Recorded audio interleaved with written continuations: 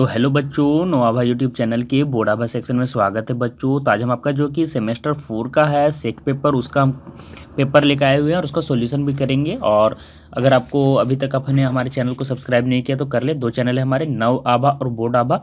दोनों में आपके जितने भी पिछले वर्ष के प्रश्न पत्र हैं बाकी विषयों के भी मिल जाएंगे आपको, तो इसको जरूर से सब्सक्राइब कर ले। और जितने भी इंपॉर्टेंट क्वेश्चन रहते हैं जो हर साल रिपीट होते हैं आपके एग्जाम के, यूनिवर्सिटी एग्जाम में, वो भी यहाँ पर डाले जाते हैं। ठीक है, तो दोनों चैनलों को सब्सक्राइब कर लीजिए। और एक और बात मैं कहना चाह रहा हूँ कि एक बार स्क्रीन को टच कीजिए, आई बटन में ऊपर दिखेगा आई बटन में बाकी विषयों के सब्जेक्ट के आपको वीडियोस मिल जाएंगे, तो उन्हें आप परीक्षा से पहले जरूर देख लें। इससे आपको एक रफ एस्टीमेट मिल जाएगा कि किस तरह का आपका आता है क्वेश्चन पेपर, किस तरह से आपका आता है, और उसी के हिसाब से आप तैयार करें बच्चों। ठीक है, तो चलिए हम यहाँ पे आपका सॉल्यूशन करेंगे बच्चों, देखते हैं किस तरह का प्रश्न आया हुआ है और उसका सॉल्यूशन कराते हैं। तो सबसे पहले देखिए, ये आपका 2017-20 का है और साइंस एंड लाइफ आपको पेपर है। ठीक है, 1.5 घंटे का समय मिला हुआ था, सभी प्रश्न के सॉल्यूशन सॉल्व करना जरूरी है। सबसे पहले देखिए क्या करना है, लिखा हुआ है कि choose the correct answer from the following multiple choice question. सभी एक नंबर वाले हैं, शॉर्ट आंसर से। ठीक है, तो मल्टीपल चॉइस क्वेश्चन है, तो देखते हैं क्या क्या आंसर होगा। तो डायरिया इज ए, डायरिया क्या है? तो डायरिया आपको मैं बता दूं कि डायरिया वाटर बोर्न डिजीज़ है, एयरबोर्न डिजीज़ है, डिजीज़ ऑफ किडनी है। तो डिजीज़ ऑफ किडनी नहीं है, नन ऑफ दिस नहीं है, ये वाटर बोर्न डिजीज़ है।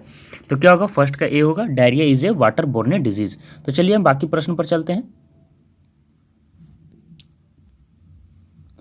सेकेंड प्रश्न देखिए क्या पूछ रहा है कि एनोफिलीज एंड क्लक्स आर, है ना। तो ये एनोफिलीज और एनक्लक्स क्या है? तो ये मॉस्किटोज हैं, आपको पता होगा, मच्छर हैं। ठीक है, बर्ड्स और मेमाल्स ये सभी नहीं है, तो आपका मॉस्किटोज, मच्छर इसका आंसर होगा। चलिए देखिए थर्ड में क्या पूछ रहा है, deficiency of vitamin D A causes. Vitamin D के मतलब कि डिफिशियंसी से क्या होता है? तो विटामिन डी के डिफिशियंसी से आपको डेंगू नहीं होता है, डेंगू मच्छर से होता है, आपको पता होगा। अब नाइट ब्लाइंडनेस विटामिन ए से होता है, विटामिन ए से, है ना। तो ये रिकेट्स इसका आंसर सही होगा, है ना। तो क्या होगा, ऑप्शन सी, है ना। तो थर्ड का ऑप्शन सी होगा। चलिए फोर्थ देखिए क्या पूछ रहा है, cheapest source of energy is. तो एनर्जी का सबसे चीपेस्ट, सबसे मतलब कि कम महंगा, सबसे सस्ता एनर्जी का सोर्स कौन है? तो इसका आंसर होगा सोलर एनर्जी। ठीक है, तो क्या होगा, 4 का ए होगा, है ना। तो चलिए हम नेक्स्ट पेज में चलते हैं। फिफ्थ में पूछ रहा है कि national animal of India is. ये तो बहुत ही आसान प्रश्न है आपके लिए। तो ये क्या होगा, नेशनल एनिमल, राष्ट्रीय पशु कौन है इंडिया का, भारत का? तो ये टाइगर होगा, है ना। बहुत सारे बच्चे लायन मार देते हैं, तो ध्यान दीजिएगा, लायन नहीं होगा, है ना। चलिए देखिए डीडीटी इज, डीडीटी क्या है? तो डीडीटी क्या है, हम आपको बता दें कि इसमें से कोई भी नहीं है। हाँ ठीक है, ये इंसेक्टिसाइड एक तरह से डीडीटी, तो इसमें से कोई भी नहीं होगा, तो नन ऑफ दी 6 का सही होगा। ठीक है, डी नंबर। अगला देखिए क्या पूछ रहा है, प्लास्टिक इज। प्लास्टिक आपको पता होगा कि ये बायोडिग्रेडेबल नहीं है ना। जो मतलब स्मॉलर जितने भी ऑर्गेनिज्म हैं, माइक्रो ऑर्गेनिज्म, वो इसको मतलब डिग्रेड नहीं कर पाते हैं। तो इसका क्या होगा आंसर, ए ऑप्शन इसका सही होगा, नॉन बायोडिग्रेडेबल, है ना। तो इसका क्या होगा, 7 का सॉरी ए होगा, नॉन बायोडिग्रेडेबल, है ना। चलिए 8th में चलते हैं। 8th में देखिए पूछ रहा है smog is a mixture of. तो स्मॉग किसका किसका मिक्सचर है? तो आपको पता होगा स्मॉग बहुत ही धुंधला हो जाता है। दिल्ली में आपने अक्सर सुना होगा कि स्मॉग बन गया है, इसके कारण धुंधला हो गया। तो क्या है, स्मोक एंड फॉग का मिक्सचर है ना। तो क्या होगा, स्मोक एंड फॉग का मिक्सचर, है ना। देखिए ब्लैक भी कर दिया हुआ है बोल्ड अक्षर में, बोल्ड लेटर में, तो यही आंसर होगा। चलिए 9th नंबर में देखिए, pulses are rich in. Pulse किस में रीच होते हैं? तो आपको याद रखना है कि पल्सेस लो फेट होते हैं और लो फेट रीच इन प्रोटीन्स होते हैं। तो प्रोटीन इसका आंसर सही होगा, है ना। तो 9 का क्या होगा आंसर, बी। उसके बाद देखिए 10th में क्या पूछ रहा है कि doctor MS Swaminathan is related to. तो डॉक्टर 10th नंबर में पूछ रहा है, डॉक्टर MS स्वामीनाथन इज। तो doctor MS Swaminathan is related to क्या है? ग्रीन रिवॉल्यूशन दिया हुआ है, व्हाइट रिवॉल्यूशन दिया हुआ है, येलो रेवोल्यूशन दिया हुआ है, पिंक रेवोल्यूशन दिया हुआ है। इसका आंसर क्या सही होगा, ग्रीन रेवोल्यूशन, है ना। वो इंडिया में ग्रीन रेवोल्यूशन लाने के लिए उससे जुड़े हुए थे, जिम्मेवार थे। तो 10th का ए ऑप्शन सही होगा, ग्रीन रेवोल्यूशन। ठीक है, चलिए अगले प्रश्न पर चलते हैं। Haemophilia is a disease related to. ये क्या होगा इसका आंसर? इसका आंसर ब्लड क्लॉटिंग होगा। इसके कारण ब्लड क्लॉटिंग बनने में दिक्कत होती है और आपका जो ब्लड होता है वो एक्सेसिव मतलब मात्रा में बहने लगता है ना। तो ब्लड क्लॉटिंग इसका आंसर सही होगा, है ना। चलिए अगले प्रश्न पर चलते हैं। In Jharkhand which of the following districts has a national park. इसमें से किसके पास नेशनल पार्क है? तो आपको पता होगा, मैं आपको बता दूं कि बेतला राष्ट्रीय उद्यान कहाँ पे है। तो ये सब याद रखें आप, ये पूछे जाते हैं आपके एग्जाम में। तो इसी तरह से एक राष्ट्रीय उद्यान हजारीबाग में भी है, पता होगा आपको, नेशनल पार्क। तो हजारीबाग इसका आंसर सही होगा, हजारीबाग डिस्ट्रिक्ट में, है ना। चलिए अगले प्रश्न पर चलते हैं। पूछ रहा है कि hormone related two diabetes is. Hormone जो मतलब कि डायबिटीज रिलेटेड है वो क्या होगा, इंसुलिन, है ना। चलिए अगला देखिए 14th नंबर में पूछ रहा है कि green house effect is related to. तो ग्रीन हाउस इफेक्ट के कारण क्या होता है, आपको पता होगा कि जो लाइट एनर्जी रेडिएशन होता है यहाँ से रिफ्लेक्ट होके, मतलब कि यहाँ से क्या होते हैं, वापस चले जाते हैं, लेकिन कुछ एनर्जी यहाँ पे ऑब्जर्व हो जाती है, जिसके कारण ग्लोबल वार्मिंग होता है। तो इसका आंसर क्या होगा, 14 का डी होगा, है ना। क्या होगा, 14 का डी, ग्लोबल वार्मिंग। 15 का देखिए पूछ रहे हैं एड्स इज काउज बाई। तो एड्स किसके कारण होता है, तो आपको पता होगा कि ये HIV के द्वारा होता है, ये एक वायरस है ना, बैक्टीरिया नहीं होगा, है ना, तो ये HIV होगा। चलिए अगले प्रश्न पर चलते हैं। यहाँ से देखिए आपको फिल इन द ब्लैंक्स करना है, तो आपको देखना होगा कि क्या क्या भराएगा। तो आप अपना एक कॉपी निकाल लें और उसको नोट भी कर सकते हैं। Is the smallest unit of light, तो क्या होगा, सेल, है ना। लाइफ का सबसे क्या होता है, सबसे स्मॉलेस्ट यूनिट सेल होता है ना, तो सेल आप यहाँ पे भर लें। अगला देखिए क्या पूछ रहा है, अगला पूछ रहा है कि leaves are green because their cells contain, उसका सेल्स क्या कंटेन करते हैं जिसके कारण वो ग्रीन अपीयर होते हैं, दिखते हैं। तो क्या होगा, क्लोरोफिल, आप लिख लें, क्लोरोफिल होगा, है ना, क्लोरोफिल।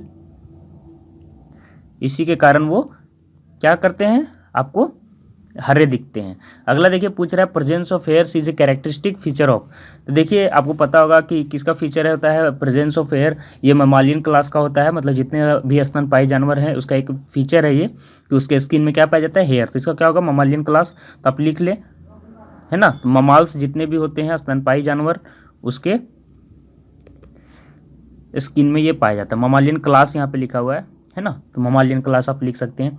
उसके बाद देखिए अगला क्या पूछ रहा है कि citrus fruits are the main source of vitamin C होगा, है ना, तो यहाँ पे सी इसका ऑप्शन सही होगा, सी में, ये डी नंबर प्रश्न में सी सही होगा। अगला देखिए पूछ रहा है DNA एंड RNA और एसिड्स किस तरह के एसिड्स हैं, तो न्यूक्लिक एसिड्स हैं, आप लिख लें, NuCleic, न्यूक्लिक एसिड, है ना, यहाँ पे सी लिख लें, न्यूक्लिक एसिड, ठीक है, यहाँ पे सी लिखा आएगा। तो चलिए अगला प्रश्न में चलते हैं, क्या पूछ रहा है। अगला प्रश्न देखिए पूछ रहा है F नंबर में ascorbic acid is called vitamin C, यहाँ पे सी भराएगा, है ना, तो F में भी होगा विटामिन सी होगा। अगले प्रश्न में चलिए वीट इज ए, किस तरह का वीट जो होता है, गेहूं किस तरह का क्रॉप है। तो आपको पता होगा कि वीट आपका नवंबर के लगभग के आपसे आसपास में इसको बोया जाता है और फिर मार्च अप्रैल में इसको काट लिया जाता है। तो ये एक रबी प्रकार का फसल है। तो दो तरह की फसल होते हैं, रबी और खरीफ, तो ये रबी है ना, तो रबी लिख देंगे। इसके अलावा आपको पता होगा कि ग्रेन्स में वीट एक सीरियल मतलब कि तरह का, मतलब आपका ग्रेन्स है जो आपको खाने के काम में आता है, तो ये रबी होता है, याद रखिएगा। लेकिन आपका जो राइस है वो खरीफ है ना, तो ये दोनों आप याद रखिएगा। अगला देखिए इस तरह के प्रश्न आते हैं, इसलिए मैं बता दे रहा था। HIV काउजेज, HIV क्या काउज करता है, तो H का ऑप्शन G के बाद H में क्या होगा, तो आपको पता होगा इम्यूनो डिफिशियंसी हो जाता है इसके कारण ह्यूमन बींग्स में, तो आपको इसको लिख सकते हैं इम्यूनो डिफिशियंसी, इम्यूनो, है ना, इम्यूनो हो गया, और डिफिशियंसी फिर यहाँ पे आप लिख सकते हैं DEFI, है ना, DEFICIENCY, है ना, तो इम्यूनो डिफिशियंसी आप लिख सकते हैं। उसके बाद देखिए इन फिशेस रेस्पिरेशन अकर्स थ्रू, तो ये किसके द्वारा होता है, गिल्स के द्वारा, आपको पता होगा गिल्स, इसका आंसर सही होगा, है ना, तो आई का गिल्स होगा। अगला देखिए blood is red because of, तो एक प्रोटीन होता है जिसके कारण हमारा ब्लड रेड अपीयर होता है, तो क्या होगा, हीमोग्लोबिन, आप लिख लिए, हीमोग्लोबिन, हीमो एक साथ आएगा ये सभी, ठीक है, हीमोग्लोबिन। चलिए अगले में प्रश्न पे चलते हैं, और यहाँ पे ट्रू फॉल्स आपको यहाँ पे सिर्फ आपको करना है। तो TB जो वायरल डिजीज यहाँ पे पूछ रहा है, तो TB आपको मैं बता दूं कि वायरल डिजीज नहीं है, ये एक बैक्टीरियल डिजीज है, तो ये क्रॉस होगा, फॉल्स होगा, तो यहाँ पे फॉल्स लिख लीजिएगा आप, ठीक है। क्रॉस का मतलब फॉल्स और टिक मतलब जो मैं मारूंगा वो ट्रू होगा, तो आप फॉल्स कर लीजिएगा।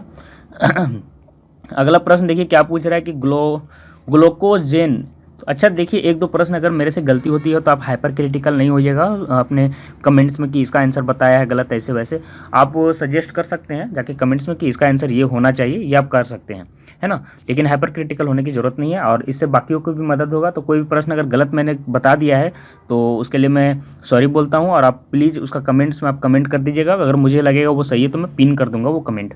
अगला देखिए पूछ रहा है ग्लाइकोजेन इज ए कार्बोहाइड्रेट, तो ये सही होगा, है ना। फिर देखिए थर्ड में क्या पूछ रहा है कि green house effect is related to global warming, अभी मैंने इसे बताया, तो ये सही होगा। ATP are the energy currency of cells, हाँ तो ये भी सही होगा। फिर देखिए फिफ्थ में पूछ रहा है proteins are made up of glucose units, देखिए इसका अच्छे से हमको पता नहीं, लेकिन हाँ ये गलत होना ही चाहिए, ये सही नहीं होगा, है ना। एक बार आप देख लीजिएगा। Blue revolution is related to production of fish and marine products. Blue water का कलर होता है, तो उससे आप जोड़ के देख सकते हैं कि water animals, fish, marine products के लिए यूज हुआ था, तो ट्रू सही होगा। Birds are cold blooded animals. याद रखिएगा कि बर्ड्स वार्म क्लोडेड एनिमल्स हैं, वार्म क्लोडेड है ना, ब्लडेड सॉरी। और कोल्ड ब्लडेड एनिमल्स में क्या आते हैं, रेप्टाइल्स, स्नेक्स, ये सभी आते हैं। तो ये ऑप्शन क्या होगा, गलत होगा। तो 7 नंबर क्या होगा, गलत। 8th नंबर में देखिए पूछ रहा है world environment day is celebrated on 23rd नवंबर। ये गलत है। ये कब मनाया जाता है, 5 जून को, है ना। तो याद रखिएगा 5 जून को मनाया जाता है। अगला देखिए क्या पूछ रहा है कि कोल, है ना, coal is a non renewable resource. तो आपको पता होगा कोल को रिन्यूएबल नहीं है, इसको आप रिन्यू नहीं कर सकते हैं, ऐसा रिसोर्स है। तो यहाँ पे क्या होगा, सही होगा, है ना। तो 9th नंबर सही है, नॉन रिन्यूएबल रिसोर्स, है ना। अगला देखिए 10th में क्या पूछ रहा है कि ऑल प्रोटीन्स आर एंजाइम्स। तो आपको पता होना चाहिए कि लगभग मेजोरिटी ऑफ जितने भी एंजाइम्स हैं वो प्रोटीन्स हैं, लेकिन सभी प्रोटीन्स एंजाइम्स नहीं है। तो क्या होगा, 10th नंबर गलत होगा, है ना। एंजाइम्स सारे प्रोटीन हैं, बहुत सारे, लेकिन प्रोटीन एंजाइम नहीं है, तो ये गलत होगा। 11th नंबर में देखिए क्या पूछ रहा है कि fish culture is called Silvi culture. नहीं, सिल्वी कल्चर का मतलब होता है जो कि फॉरेस्ट टिम्बर, जितने भी मतलब पेड़ पौधे वुड हैं उससे जुड़ा हुआ है। फिश कल्चर को इसको नहीं कहते, तो ये गलत होगा 11th नंबर। 12th नंबर देखिए egg is a single cell, तो ये सही होगा, करेक्ट होगा 12th नंबर। 13 नंबर में किडनीज आर एक्सक्रीटरी ऑर्गन्स, तो ये भी सही है ना। इसमें कौन कौन से आते हैं, ब्लाडर, किडनी, जितने भी हैं वो इस तरह के ऑर्गन्स हैं। 14 नंबर में देखिए क्या पूछ रहा है, vaccine make the body produce antibodies, तो ये भी सही है ना। लास्ट में 15 में पूछ रहा है यूरिया इज पेस्टिसाइड, तो हाँ पेस्टिसाइड है। तो इस तरह का क्वेश्चन पेपर आपका एसए के पेपर का पूछा हुआ था। तो आप इस तरह के पेपर के सभी को क्वेश्चन पेपर कर लें बढ़िया से। तो मैंने जितने भी थे उसका सॉल्यूशन करा दिया है। और अभी तक अगर आपने हमारे चैनल को सब्सक्राइब नहीं किया तो कर लें। और 2 चैनल है, नवा आभार, बोर्ड आभा।